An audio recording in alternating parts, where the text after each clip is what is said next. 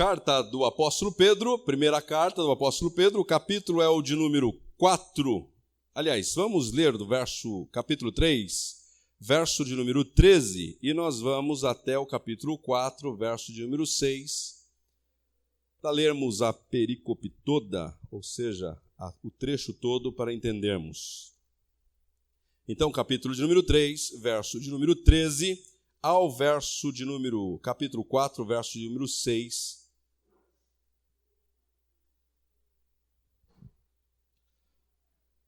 a palavra de Deus, ao seu e ao meu coração, diz assim: quem há de maltratá-los se vocês forem zelosos na prática do bem? Todavia, mesmo que venham sofrer porque praticam a justiça, vocês serão felizes. Não temam aquilo que eles temem, nem fiquem amedrontados. Antes, santifiquem Cristo como Senhor em seu coração. Estejam sempre preparados para responder a qualquer pessoa que lhes pedir a razão da esperança que há em vocês. Contudo, façam isso com mansidão e respeito, conservando a boa consciência, de forma que os que falam maldosamente contra o bom procedimento de vocês, porque estão em Cristo, fiquem envergonhados de suas calúnias. É melhor sofrer por fazer o bem, se for da vontade de Deus, do que por fazer o mal, pois também Cristo sofreu pelos pecados uma vez por todas, o justo pelos injustos, para conduzir-nos a Deus. Ele foi morto no corpo, mas vivificado pelo Espírito, no qual também foi e pregou aos espíritos em prisão, que há muito tempo desobedeceram, quando Deus esperava pacientemente nos dias de Noé, enquanto a arca era construída. Nela, apenas algumas pessoas, a saber, 8, foram salvas por meio da água. E isso é representado pelo batismo, que agora também salva vocês. Não a remoção da sujeira do corpo, mas o compromisso de uma boa consciência diante de Deus, por meio da ressurreição de Jesus Cristo. Porque subiu ao céu e está à direita de Deus, a ele estão sujeitos anjos, autoridades e poderes. Capítulo 4, verso 1, que será o nosso alvo de meditação. Portanto, uma vez que Cristo sofreu corporalmente, armem-se também do mesmo pensamento, pois aquele que sofreu em seu corpo rompeu com o pecado, para que no tempo que lhe resta não viva mais para satisfazer os desejos humanos, mas sim para fazer a vontade de Deus. No passado, vocês já gastaram tempo suficiente fazendo o que agradava aos pagãos. Naquele tempo, vocês viviam em libertinagem, na sensualidade, nas bebedeiras, orgias e farras, e na idolatria repugnante. Eles acham estranho que vocês não se lancem com eles na mesma torrente de imoralidade, e por isso os insultam. Contudo, eles terão que prestar contas àquele que está pronto para julgar os vivos e os mortos. Por isso mesmo, o evangelho foi pregado também a mortos, para que eles mesmos, julgados no corpo, segundo os homens, vivam pelo Espírito, segundo Deus. Amém?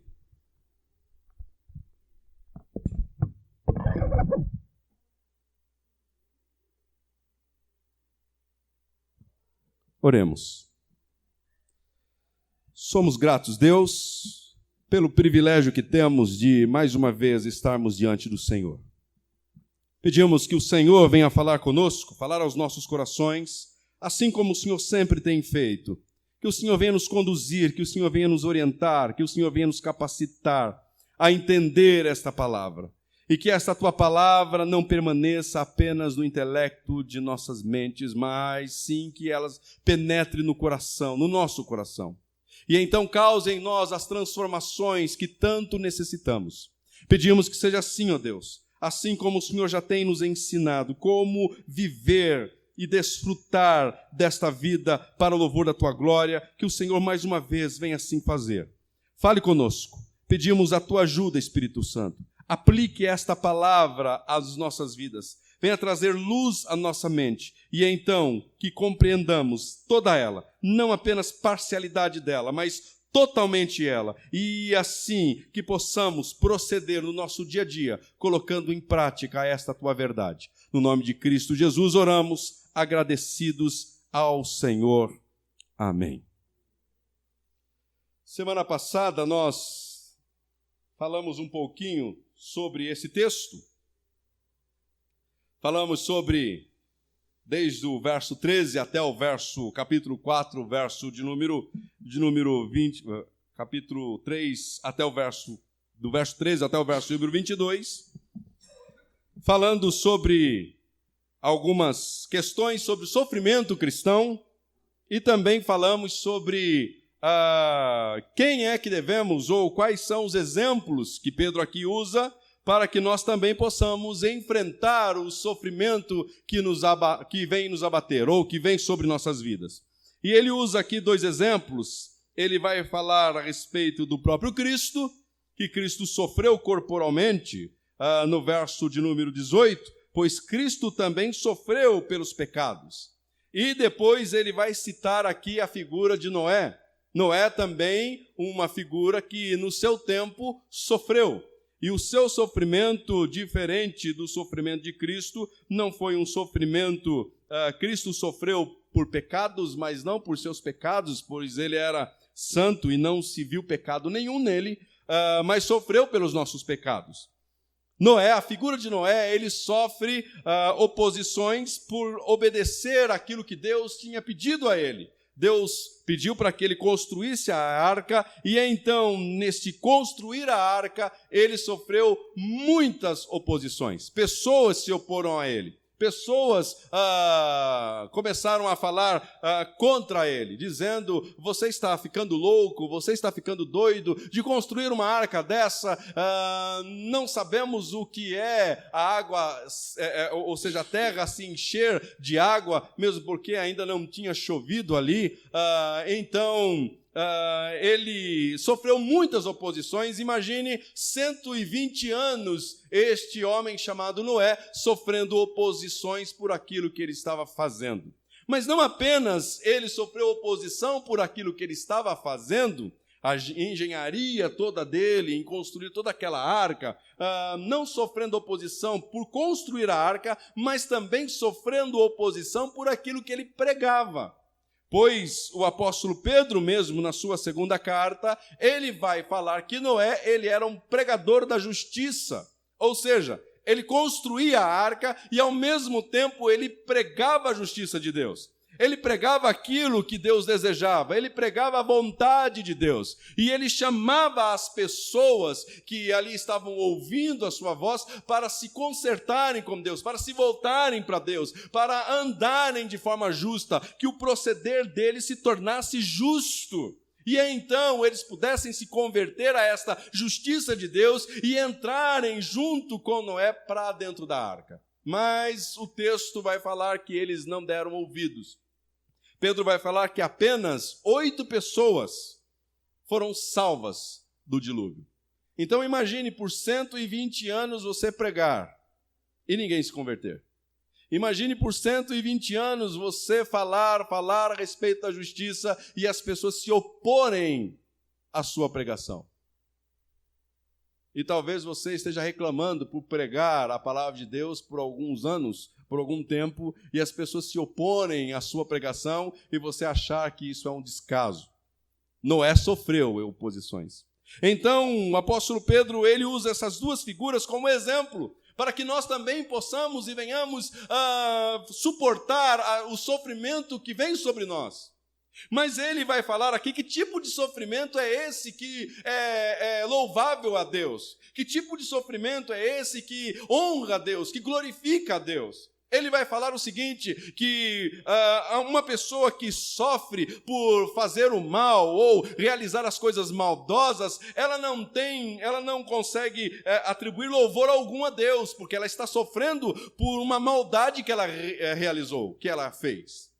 Mas o apóstolo Pedro está dizendo, todavia, porém, se por praticarem a justiça, vocês receberem oposições, se as pessoas falarem mal de vocês, e vocês sofrerem por causa disso, por viver justamente, por viver piedosamente, o apóstolo Pedro está dizendo, vocês serão felizes. E a pergunta é, Pedro, por que seremos felizes? Porque vocês estão vivendo debaixo ou de acordo com a vontade de Deus. E a vontade de Deus é que vocês vivam uma vida piedosa. A vontade de Deus é que vocês tenham práticas piedosas. A vontade de Deus é que vocês não tenham falta com relação às responsabilidades de vocês. E Pedro está escrevendo isso aqui sobre o proceder cristão, sobre o viver cristão de forma piedosa e justa, porque ele descreveu versos acima como deve ser o nosso viver, o nosso proceder diante da sociedade, diante dos patrões, diante das autoridades, como deve ser o nosso proceder dentro de casa, como nós devemos viver. Então, ele ensinou como deve ser a vida daqueles que foram alcançados por Cristo Jesus.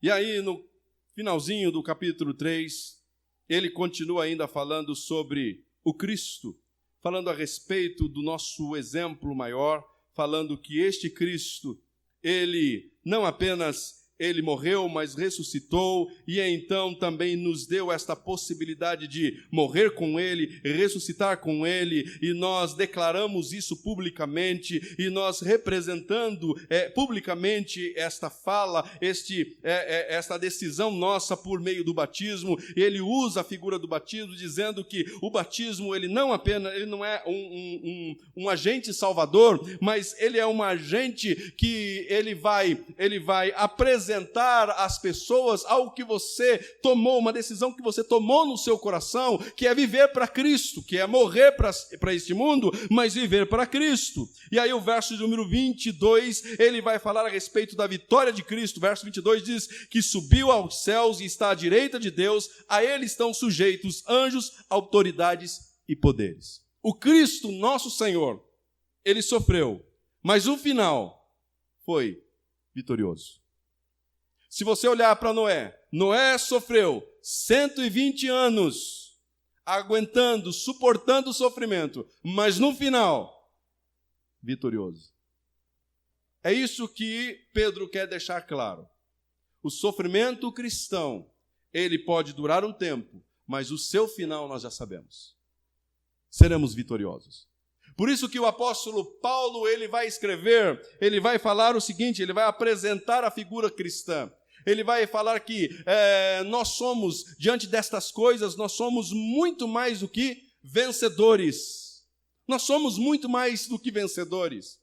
Por que nós somos muito mais do que vencedores? Porque a nossa vitória, ela não é uma vitória que nós iremos ganhar ou que nós iremos conquistar. Antes, a nossa vitória, ela já é uma vitória conquistada por nosso Senhor Jesus, o Cristo. Então, por isso que ele vai enfatizar o seguinte: se vocês estão em Cristo, se vocês estão em Cristo, se vocês estão sofrendo por amor a Cristo, se vocês estão sofrendo por serem piedosos e andarem em Cristo, por demonstrar Cristo, então vocês serão felizes. Por que seremos felizes, Pedro? Porque o final já está garantido. Porque o capítulo 22 de Apocalipse vocês já conhecem. O final de tudo é ali. O final de tudo é vocês conhecerem os novos céus e nova terra. O final de tudo é vocês eternamente estarem com Cristo. O final de tudo é vocês desfrutarem destas glórias, desta herança que está guardada em Deus. Então, no capítulo 4, verso 1, ele continua na mesma linha de pensamento, mostrando a você e a mim o nosso maior exemplo, que é Cristo. Por isso que no verso 1 ele vai começar assim, portanto, e é interessante que todas as vezes que você encontra essa palavra, portanto, esta ligação, esta dobradiça de um texto para o outro, você deve levar em consideração tudo aquilo que foi dito acima. Então, diante de tudo isso que eu falei para vocês, diante disso tudo que vocês aprenderam até aqui, portanto, uma vez que Cristo sofreu corporalmente,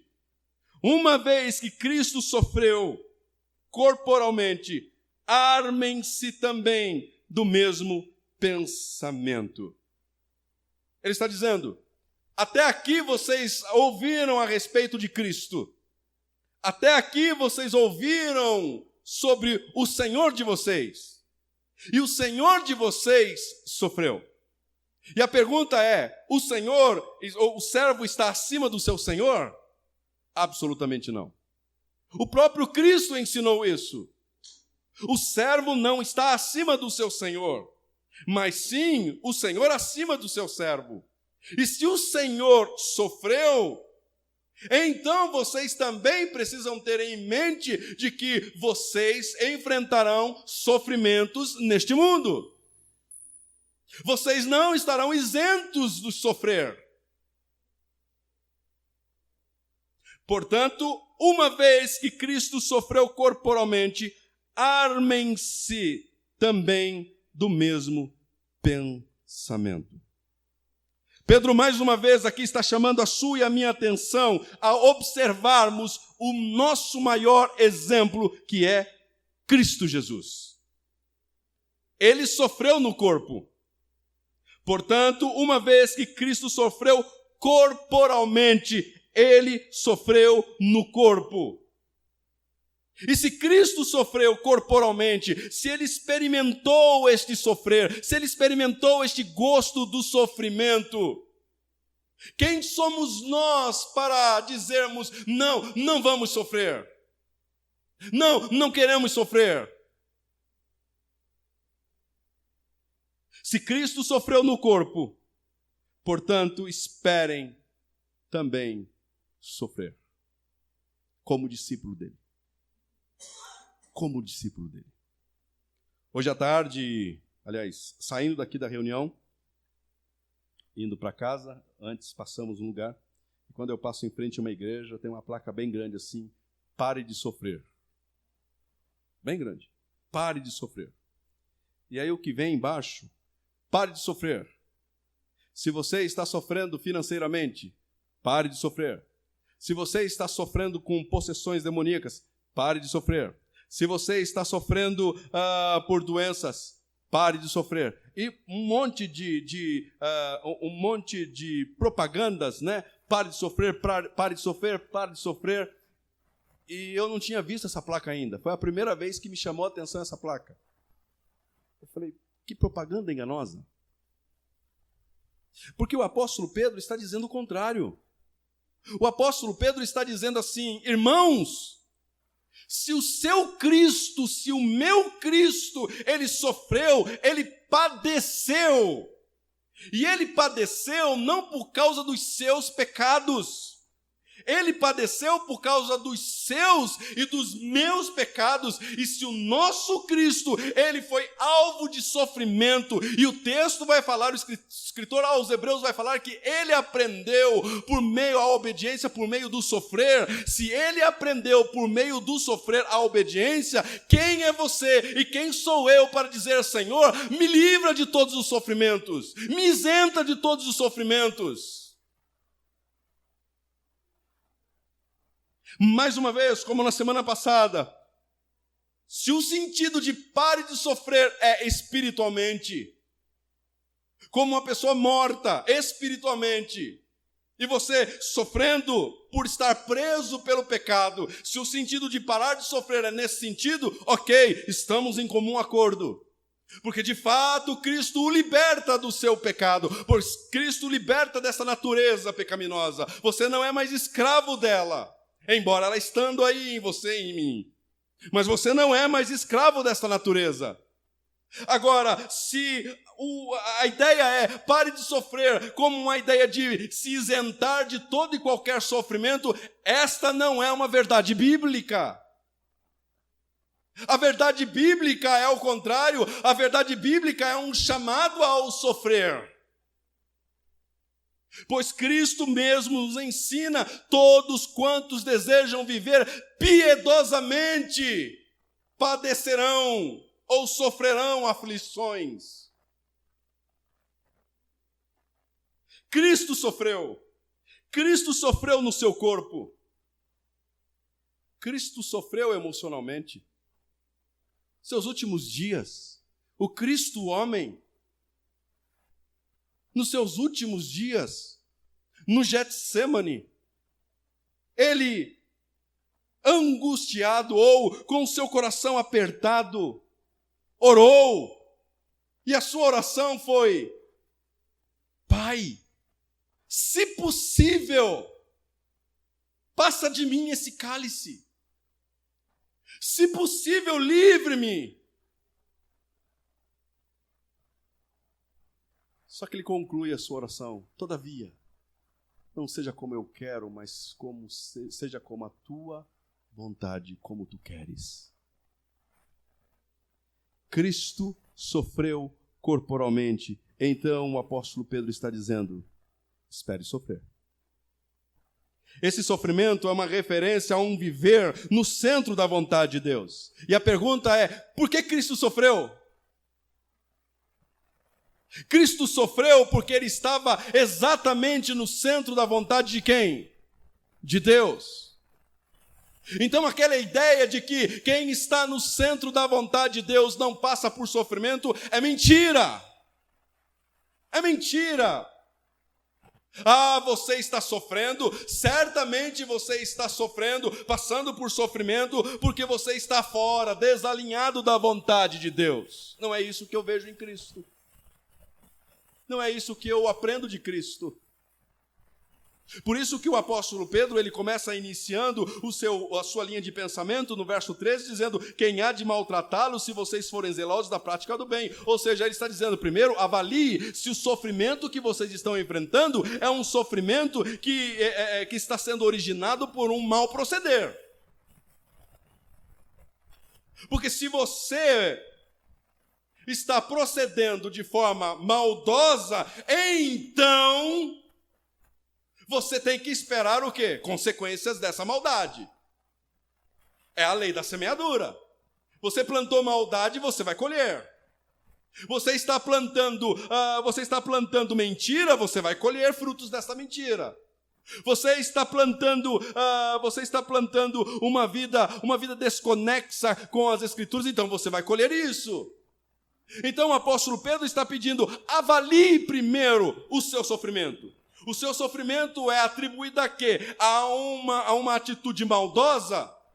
Não, Pedro, eu não estou agindo de forma maldosa, eu estou sendo íntegro com as Escrituras, eu estou sendo fiel às Escrituras, Pedro. Então o apóstolo Pedro diz assim: mesmo que vocês venham sofrer, todavia, mesmo que vocês venham sofrer porque praticam a justiça, então vocês serão felizes. E aí você pergunta: por que é que eu vou ser feliz assim, Pedro? É porque agora você está se tornando como Cristo. Havia alguma acusação em Cristo? Alguém conseguiu pegá-lo em alguma acusação? Apontar o dedo para ele e dizer: olha, você está sofrendo por isso porque você fez isso, Cristo? Absolutamente não. Então a sua felicidade no sofrer reside aqui, se você estiver vivendo uma vida piedosa. A sua felicidade está aqui em ser comparado como Cristo, em ser conformado como Cristo. E aí a pergunta também é: por que Cristo sofreu? Porque Cristo estava alinhado à vontade do Pai. Certa feita, Jesus ele falou o seguinte, quando estava sendo questionado a respeito da sua morte, e os seus discípulos querem tirar da mente dele isso. Tira esse pensamento, Cristo, não pense isso, você não vai morrer. E aí Jesus vem e fala assim, eu vou fugir dessa hora, eu vou me esquivar dessa hora, eu vou sair. Não, eu não vou sair, é precisamente para isso que eu vim. Ele sabia que ele veio para esse mundo para morrer, entregar a sua vida. Ele sabia.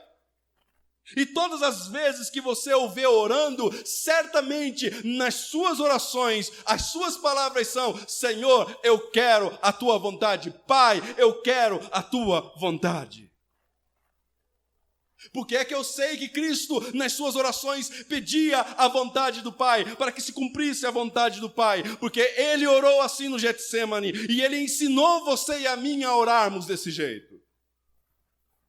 Seja feita a tua vontade, aqui na terra, como ela é feita nos céus. Se as suas orações têm sido assim, então Pedro está te dando um aviso: espere sofrer. Espere sofrer. Mas Pedro continua declarando o seguinte, verso de número 1 ainda, do capítulo 4. Portanto, uma vez que Cristo sofreu corporalmente, armem-se também do mesmo pensamento, pois aquele que sofreu em seu corpo rompeu com o pecado. Pedro está usando aqui uma palavra de cunho militar. Pedro está dizendo assim: irmãos, Cristo sofreu corporalmente. Então vocês precisam ter uma atitude. Que atitude, Pedro? Armem-se disso, com este pensamento. Equipem-se com este pensamento. Porque vocês estão em guerra. Porque vocês estão em guerra. E esta guerra é uma guerra ininterrupta. Esta guerra, ela não dá trégua. E o apóstolo Paulo, ensinando você e a mim a respeito dessa guerra, ele vai falar assim, que nós não lutamos contra carne ou sangue, mas nós lutamos contra principados, potestades, não é isso? Estamos em guerra.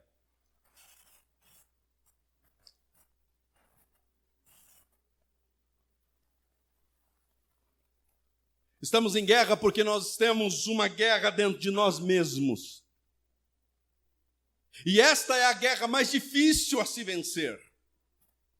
Porque a guerra contra principados e potestades, ela já está garantida em Cristo. Quando nós nos submetemos a Deus, quando nós nos achegamos a Deus, quando nós nos dobramos diante de Deus, nos firmamos em Deus, então, quando nós resistimos ao diabo, o texto vai falar que ele foge de nós, não é isso? Sujeitem-se a Deus e resistam-lhe ao diabo, e ele fugirá de vós. Se você se submeter a Deus, se você viver para Deus, se você estiver enquadrado na vontade de Deus, o pedido é: resistam o diabo. E ele vai fugir, a opção que ele tem é fugir de você. Ele vai voltar de novo, mas você se submeta a Deus, continue a se submeter a Deus e continue resistindo a Ele. E novamente ele vai fugir. Agora existe uma guerra que é muito mais ferrenha do que esta guerra contra principados e potestades. Esta guerra que você tem dentro de você, que é a guerra que o Luciano possui dentro dele, é o Luciano brigando consigo mesmo.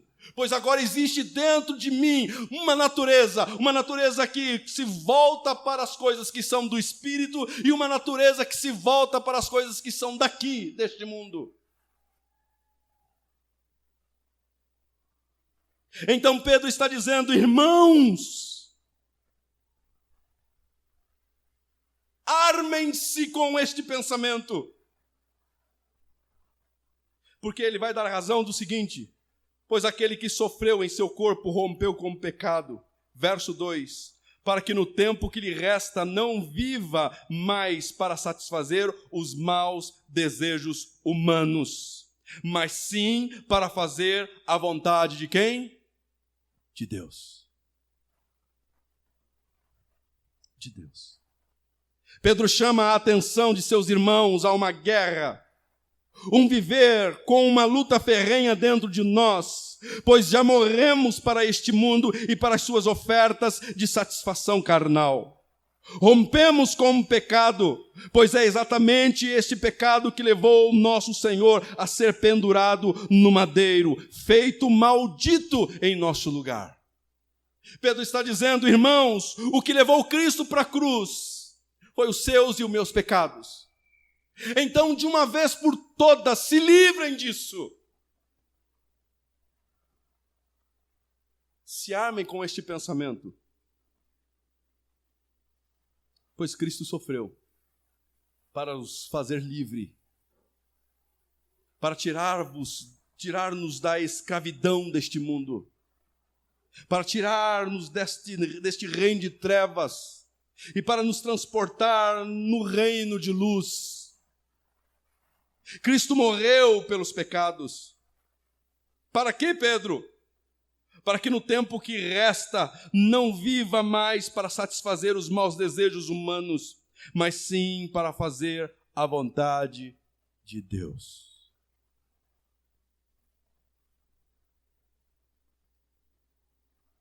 Pedro está dizendo, você quer viver a vontade de Deus? Quer viver enquadrado na vontade de Deus? Então a primeira coisa, espere sofrer. E o primeiro sofrimento está travado dentro de você mesmo. Porque o bem que você quer fazer, você não consegue. Mas o mal que você não quer fazer, esse você sempre se pega fazendo. Será que é só Paulo que fazia isso? Ou será que isso se aplica a você e a mim também?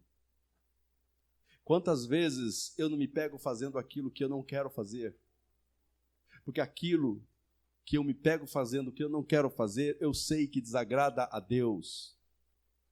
E aquilo que eu desejo fazer, aquilo que eu quero fazer, aquilo que é despertado em mim em um culto como esse, aquilo que é despertado em mim, atitudes que é despertada em mim em uma reunião como essa, ou quando estou ouvindo uma pregação, ou quando estou ouvindo uma música, aquele desejo, eu quero viver assim, eu quero viver para isso, eu quero ser assim, eu quero ser um cristão melhor. Esta vontade, várias vezes eu não consigo colocar em prática, porque é uma guerra dentro de mim.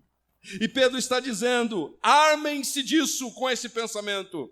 Vocês vão sofrer, primeiro, porque vocês desejam fazer a vontade de Deus. E segundo, porque sempre vocês vão se pegar não fazendo a vontade de Deus. Mas uma atitude vocês têm que ter. Rompam com o pecado. Rompam com esse desejo pecaminoso. Rompem com estes desejos de satisfazer a sua carne, pois vocês foram salvos dessa natureza, para que vocês não vivam mais desejando ou satisfazendo os maus desejos humanos, mas sim para fazer a vontade de Deus. De Deus. Rompa com o pecado. Literalmente e radicalmente, rompa com o pecado.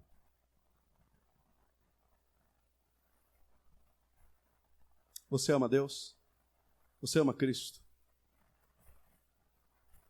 O que levou Cristo à cruz foi o seu e o meu pecado. Harry Wisber, ele vai falar o seguinte: se um criminoso cruel esfaqueasse o seu filho e o matasse, você seria capaz de guardar a faca em uma redoma de vidro e o colocaria dentro da sua casa, no centro da sua sala? Um criminoso assassina o seu filho com a faca, ou esfaqueia o seu filho, e seu filho morre, e você pega essa faca, você leva para casa, e você é capaz de colocar ela dentro de um vidro, uma redoma de vidro, e você seria capaz de expor esta faca dentro da sua casa, na sala, para que todos vejam? Você seria capaz de fazer isso? Absolutamente não. Então, por que você estima o pecado que levou Cristo para a cruz? Porque você continua dando corda àquele pecado que conduziu Cristo para a cruz. Porque você continua mentindo. Porque você continua tendo proceder anticristãos. Porque você continua desobediente. Porque você continua se afastando. Porque você continua conduzindo ou tendo práticas como se você não tivesse o conhecimento de que Cristo rompeu com o pecado.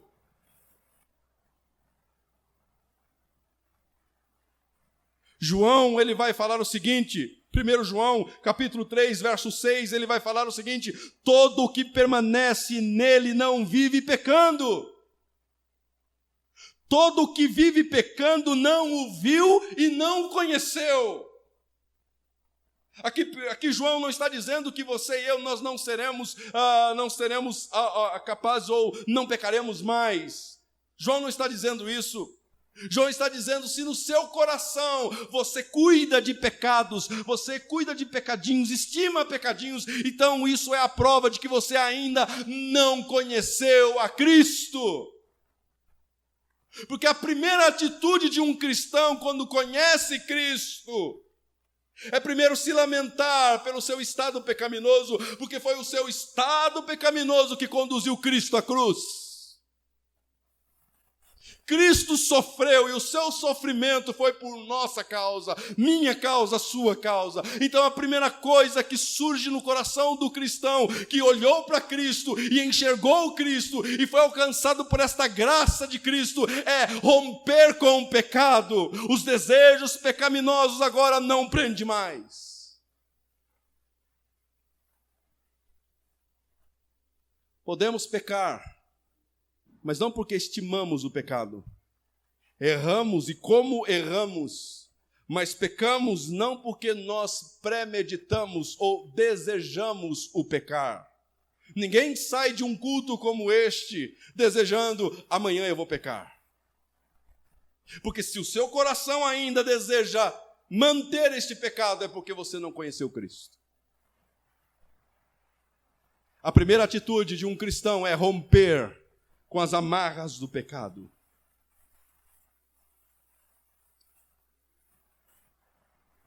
Viver livre da escravidão do pecado significa viver prazerosamente a vontade de Deus. É isso que Pedro está dizendo.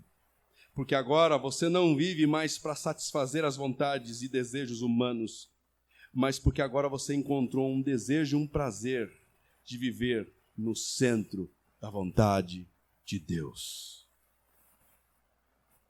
Somente quando rompemos com o pecado é que podemos nos aprofundarmos no conhecimento e na prática da vontade de nosso Deus.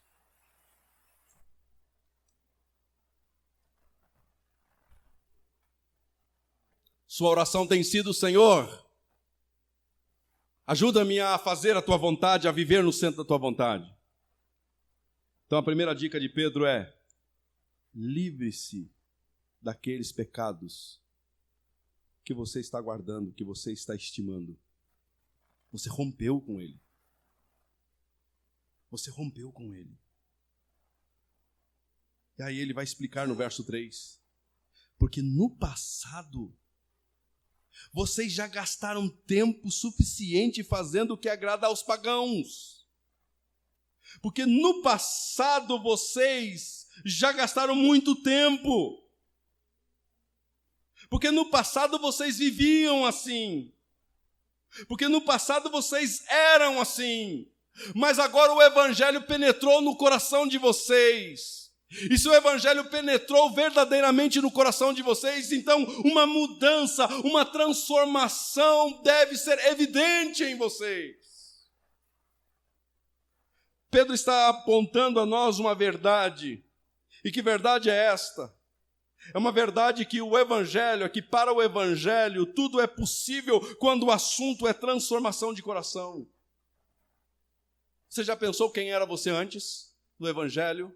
Você já meditou? Você, vez por outras, traz à memória quem era você antes do Evangelho te alcançar? E quem é você hoje que o Evangelho te alcançou? Quem éramos antes do Evangelho?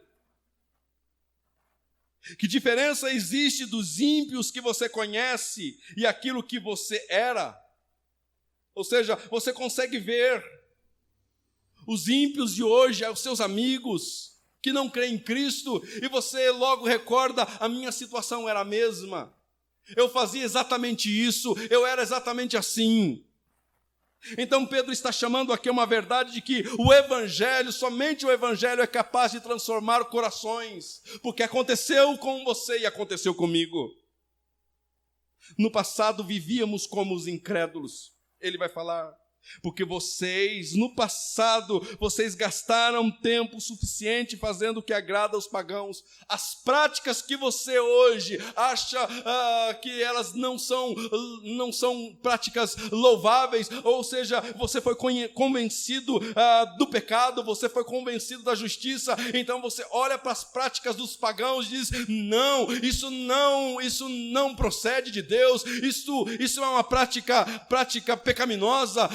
Mas você praticava isso outrora. E o Evangelho penetrou no seu coração e transformou o seu coração.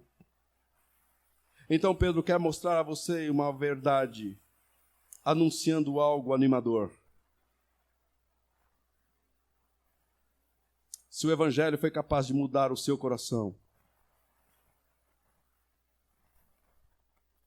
ele é capaz de mudar o coração daqueles a quem você apresenta a Deus em oração. Se o Evangelho mudou o seu coração, se o Evangelho mudou sua maneira de pensar e de viver, e você ora para que Deus alcance através do Evangelho aqueles a quem você conhece, aqueles a quem você clama, pedindo, transforme o coração deles, então o apóstolo Pedro traz uma notícia animadora àqueles que incansavelmente oram por salvação de alguém. Continue, pois se foi possível o Evangelho transformar o seu coração, então o Evangelho também é possível, é capaz de transformar o coração daqueles a quem você ora. É a primeira coisa. Mas Pedro continua.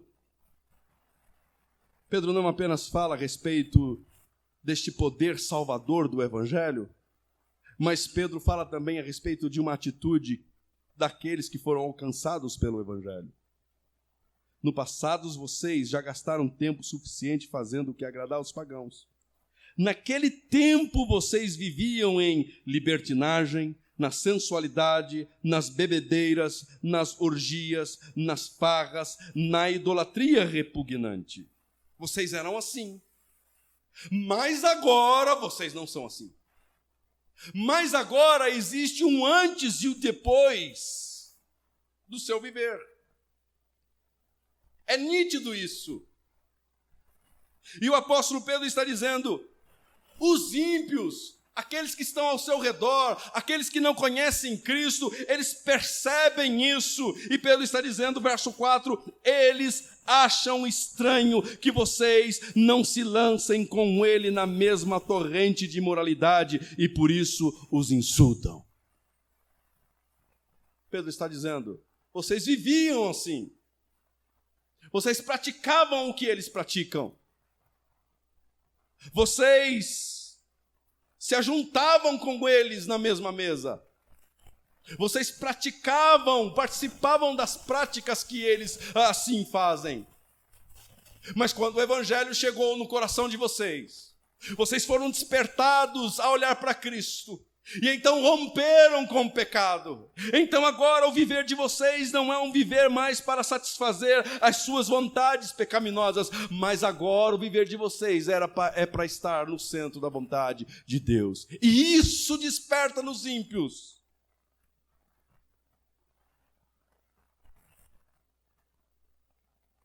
uma consciência de acusação. Porque isso os acusa. Porque isso desperta neles. Verso de número 4. Eles acham estranho que vocês não se lancem com eles na mesma torrente de imoralidade. Por isso, os insultam. Pedro diz que essa demonstração de mudança de vida desperta na consciência dos incrédulos uma acusação por não estarem nos padrões divinos. E então, tendo esta mente despertada. Ou seja, uma consciência os acusando. Quando olham para vocês, então eles acusam vocês. Então eles insultam vocês. Então eles se opõem por não estarmos e não nos entregarmos junto a eles às paixões e desejos da carne. A ideia de Pedro aqui é o seguinte: irmãos, vocês foram cansados pelo Evangelho? Sim, Pedro, fui. Então vivam de tal forma que os incrédulos fiquem constrangidos em continuar suas práticas nos ambientes aonde vocês estão. Que a presença de vocês desperte neles constrangimento de continuar a praticarem aquilo que eles estavam praticando. Sabe aquela rodinha de amigos no trabalho? Com piadinhas indecentes? Quando você chega, essas piadinhas precisam parar.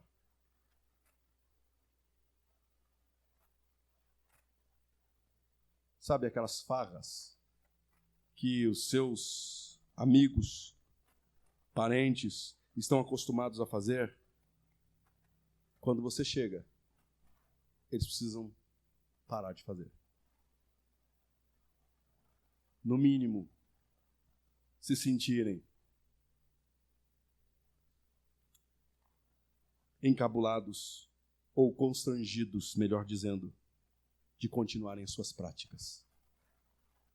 Pedro está dizendo que a sua vida, que a minha vida, por se tornar parecida com Cristo, que cause nos ímpios constrangimento de continuarem nas suas práticas.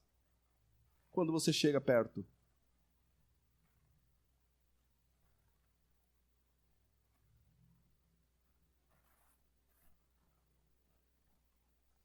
Pedro aqui, ele apresenta o resultado de um viver fora dos padrões de Deus.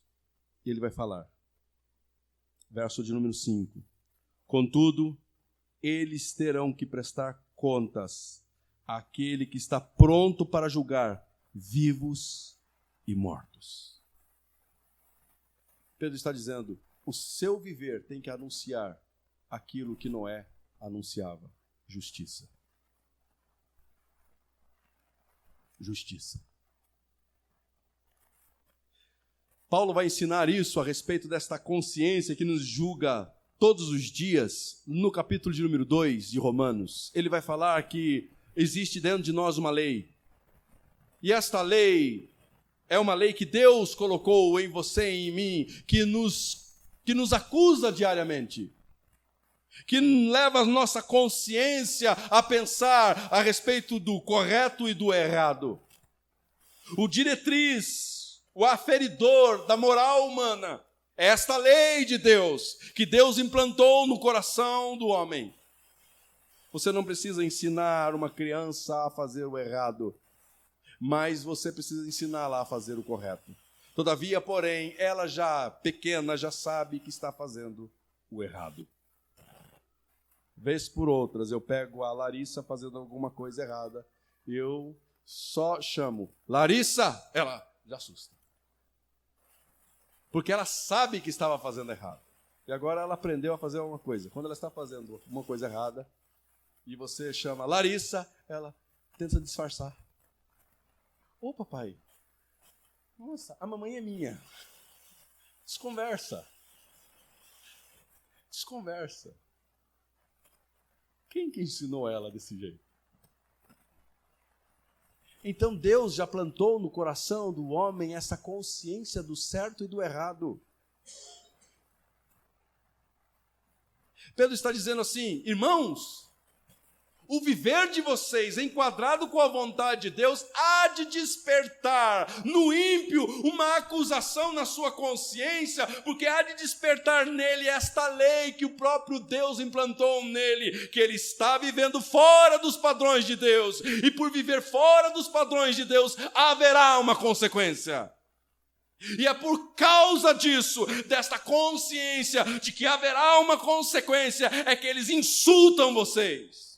é que eles falam mal de vocês, é que eles apavoram vocês, é que eles perseguem vocês.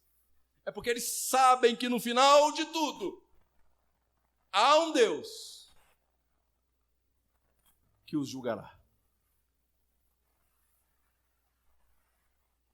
Por isso Pedro diz: contudo, eles terão que prestar conta àquele que está pronto para julgar vivos e mortos. Verso 6. Por isso mesmo, o evangelho foi pregado também a mortos, para que eles, mesmos julgados no corpo, segundo os homens, vivam pelo Espírito, segundo Deus.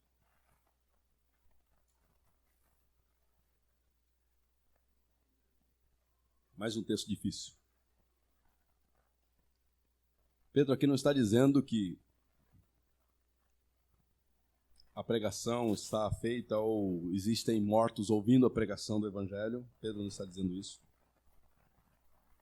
Pedro está partindo do pressuposto do seguinte: Cristo veio, o Evangelho é anunciado, irmãos nossos se converteram a Cristo, receberam Cristo como seu Senhor e Salvador de suas almas, e eles morreram.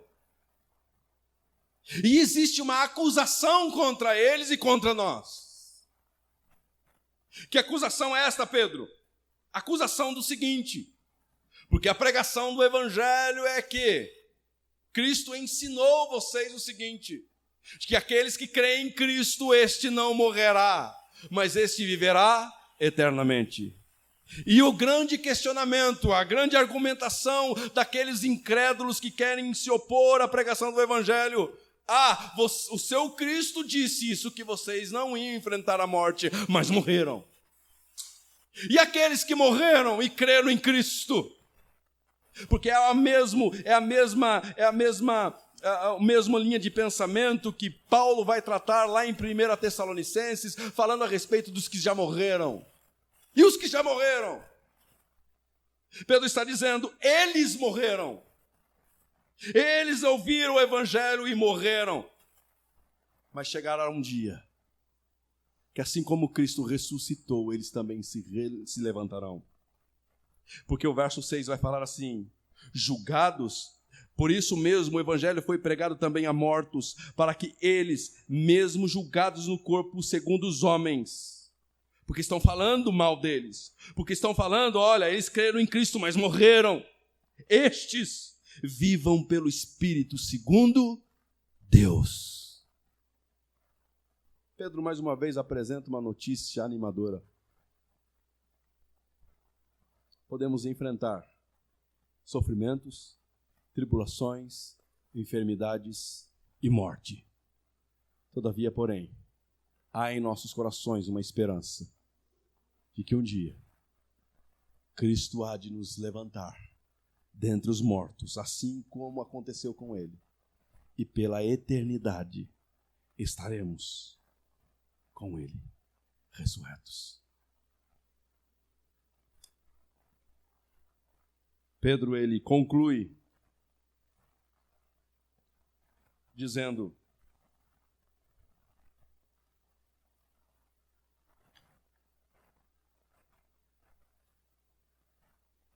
que eles se enfrentaram à morte. Eles se enfrentaram, mas vai chegar um dia que eles serão ressuscitados dentre os mortos e estarão eternamente diante de Deus. E Pedro está dizendo: armem-se deste mesmo pensamento. O que isso tem a ver com sua e minha vida hoje? Tudo. Pedro está dizendo o seguinte: a proposta do Evangelho é que sempre após o sofrimento haverá uma recompensa, onde nossa alma se alegrará pelo resultado. Foi assim com Cristo, foi assim com os nossos irmãos que já morreram, e será assim conosco. Cristo se alegrou ao ver o resultado do seu sofrimento. Pedro está chamando você, se alegre pelos resultados dos seus sofrimentos aqui.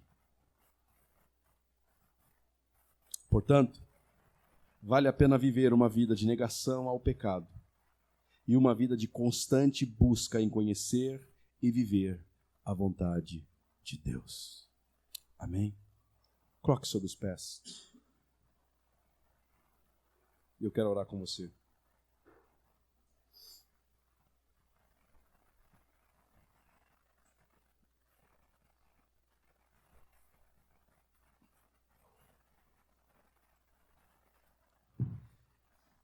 Pedro, agora do verso 7 em diante, ele vai apresentar como será o final de tudo. Ele vai apresentar algumas razões por que devemos suportar o sofrimento. O que é que nos aguarda após o nosso viver aqui nesse mundo de sofrer.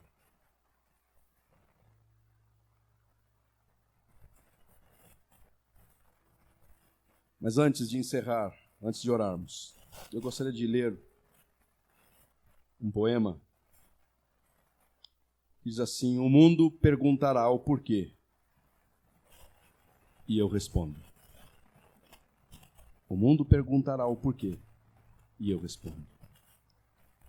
O mundo me pergunta: por que viver uma vida de constante privação, sendo a vida um constante convite à deliciosa satisfação?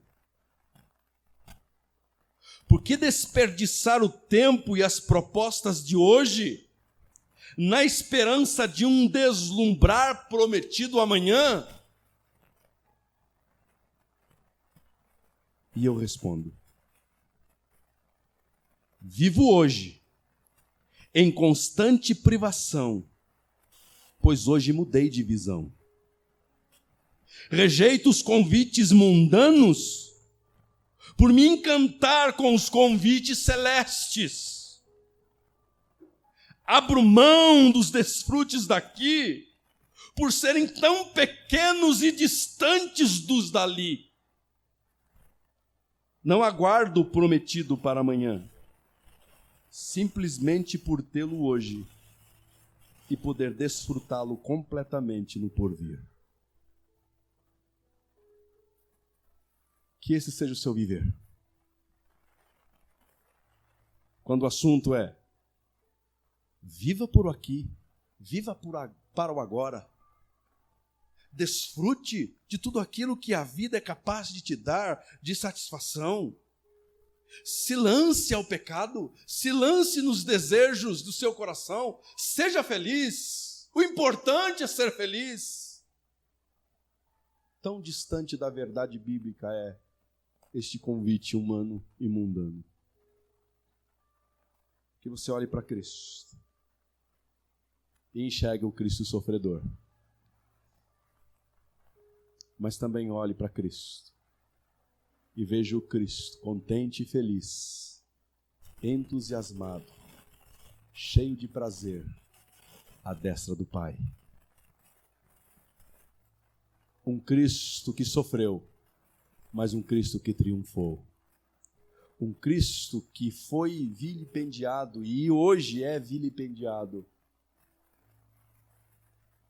Mas um Cristo que um dia todos os olhos verão e se dobrarão diante dele, reconhecendo como Senhor de tudo e todos. Um Cristo aonde soldados batiam nele, colocando sobre ele uma coroa de espinho, mas um Cristo hoje, assentado no trono, coroado pelo Pai, aonde anjos celestes estão cantando em louvor ao seu nome, um nome que ele recebeu do próprio Pai, que está acima de todo nome. Seu Cristo, meu Cristo. E você não precisa esperá-lo para desfrutar dele amanhã. Você pode desfrutá-lo dele hoje.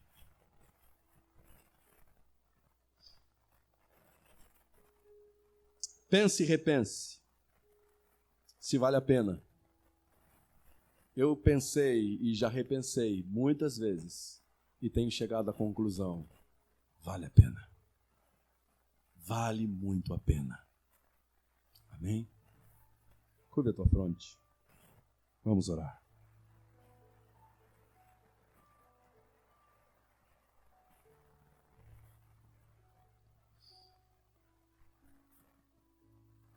Ó Deus, obrigado pela tua palavra falada aos nossos corações hoje à noite.